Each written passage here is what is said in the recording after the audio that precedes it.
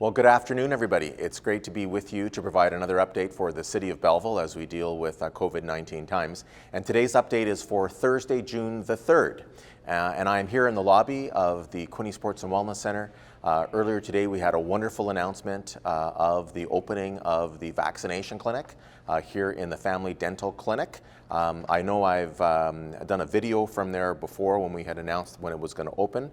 But today, myself and Councillors Bill Sandison and Sean Kelly, who serve on the Hastings and Prince Edward Health Unit Board on behalf of the City of Belleville, along with MPP Todd Smith and Dr. Oglaza from the Health Unit. We had a tour of the facility and we had a media conference, and I'll get back to that in a little bit. But that's what brings us here today, and you can see that it's all set up for the vaccinations that went through earlier today and this week.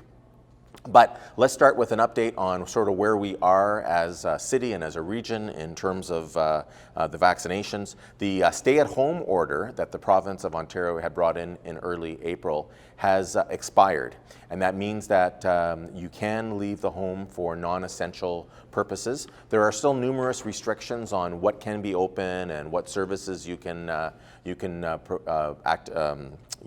be involved in. There's limits on group sizes, on people from different households interacting. But if you do have a seasonal home, like a cottage, you're able to now go there and you're able to travel to other places that are open and you're allowed to do permitted activities. So that is some good news. Unfortunately, I think we were all a little bit disappointed, particularly here in our region, because our numbers have been so good.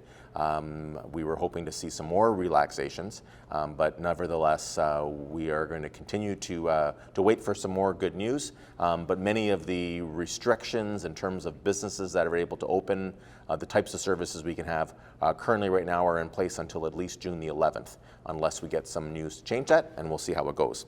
But on the bright side, we saw this week 2 consecutive days of 0 cases, and that brought us down to only 11 active cases in the entire health region. Since the beginning of COVID on March of 2020, we have had 1,121 total cases. In terms of testing, where we do so well, not just in the province, but probably anywhere, is on the testing side. And we have now had 145,490 tests completed for residents, and that is resulting in a positivity rate of less than 1%. So what do I mean by that? I mean that of 10 people who get tested, less than 1 actually are found positive. So if you remember, Ontario was running a positivity rate of over 10% previously, and some jurisdictions around the world were in the 40% range. So 1% is phenomenal, and it's really good news. And the testing that we have done per capita is leading the province. In addition, the really good news is sometime today we're going to get through 100,000 people who have been vaccinated, but we've had 99,326 vaccines administered as of yesterday. And again, this number keeps going up, which is really, really good. People that were fully vaccinated have both doses, 8,256. And again, it rises all the time. So the vaccine rollout continues to change. We are now in Ontario, individuals 12 years of age and older can enroll through the provincial booking system. You can do it at the clinics in our area. You can do it at drugstores that are offering it, as well as some doctors' offices. But we're only able to administer as many doses as we have vaccines that come in. So, again, I just ask everyone to be patient, to go back on, regularly. We have been getting more vaccines in our region, according to Dr. Oglaza, which is great news. But we can only give out vaccines when we have them.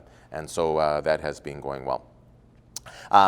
The good news also is that Ontario is accelerating the second dose rollout. So that means, now we are at a point where we're comfortable in terms of how many people have got their first dose. Now they're moving it forward. There was a time frame of 16 weeks that they were expecting we would be between our first and second dose. That is now being cut in half to 8 weeks. And so you will be contacted if you got your first dose, if they can have a sooner opportunity to get you in. But that is great. Again, Hastings Prince Edward Health and we at the City of Belleville are asking everyone to be patient as we're all working to vaccinate as many people as quickly as possible, and we are doing great progress.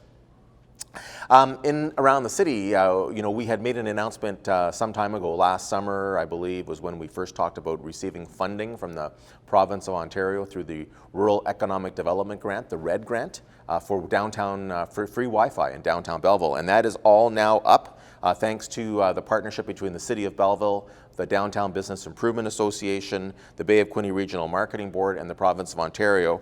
Visitors can now connect through our downtown Wi-Fi portal on their phone or on their computer. And that effort, that work by registering on there, it's also going to give us analytics data about who is going to our downtown, how long are they spending there, what are the, what places are they going, and that's going to help us to be able to market downtown Belleville in even a better way in the future. So congratulations to everyone that's been involved with that. We're now in the month of June, and June is Deaf Blind Awareness Month.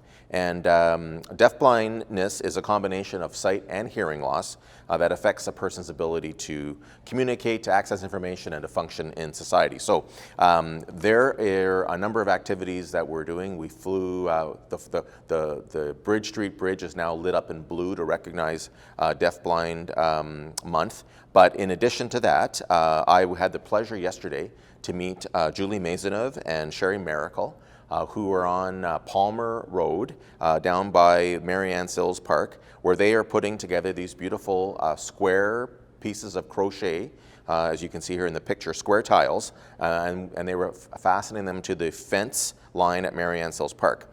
And they're doing that because it symbolizes coming together of people in the field of deaf blindness. Again, we haven't had a lot of attention paid to this, and some larger communities have done that, but certainly we here in Belleville have a number of people who are deaf and who are blind as well, and some that have both impairments. So it's great that we are recognizing them. As I said, the Bridge Street Bridge is now lit up in blue to raise awareness, and we celebrate these individuals not just for their tenacity and their fighting spirit, but also their hope, and I think we all can learn something from them. June is also Pride Month here in the city of Belleville, and we won't have any pictures for today's video, but tomorrow I am going to be on hand to help raise the flag at the Quinte Sports and Wellness Center, and we also have our staff. We're so great to paint a rainbow on the crosswalk here, and actually you can take a look at this picture which shows it, and it may not be, it's a start, I would say, in terms of how we do that going forward, and it is great. Also, last week I announced, or earlier this week I announced that the flag at City Hall is flying at half staff in honor and in solidarity with the victims of residential schools, particularly the 215 bodies that were discovered in Kamloops. And so the flag at City Hall is flying at half staff. There is also a book of condolences and a collection of teddy bears and shoes that are being assembled at the back of City Hall in Market Square. And at the end of this period, those items will be sent to the Kamloops Band Council to express our sympathies and our respect and our hopes for a brighter future for everyone that has been involved.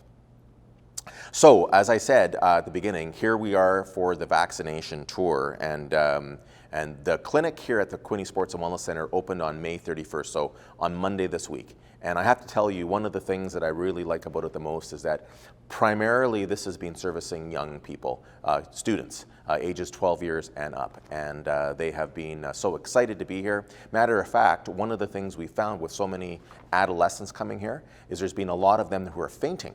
And I think it's just a combination of being nervous and being excited and being out, and maybe some of them going for their first medical appointment without their parents or their guardians. And it's resulting in some of them fainting, which has actually slowed down or backed up the process for the week. But we are working on remedying that, and it's looking good. But as I said, Todd Smith, our MPP, and Councillor Sanderson and Councillor Kelly and myself, as well as Dr. Oglaza, we had an excellent tour today. And this is a facility that, if we have enough vaccine and people booking, we can actually process 2,500 people per day, which is a great thing for our community and will really, really speed things up. So if you would like to have a vaccine, and you should, and you qualify, or you're eligible, I should say, please book through the ontario.ca/book vaccine portal. That'll allow you to get your name on the list, get you into a location.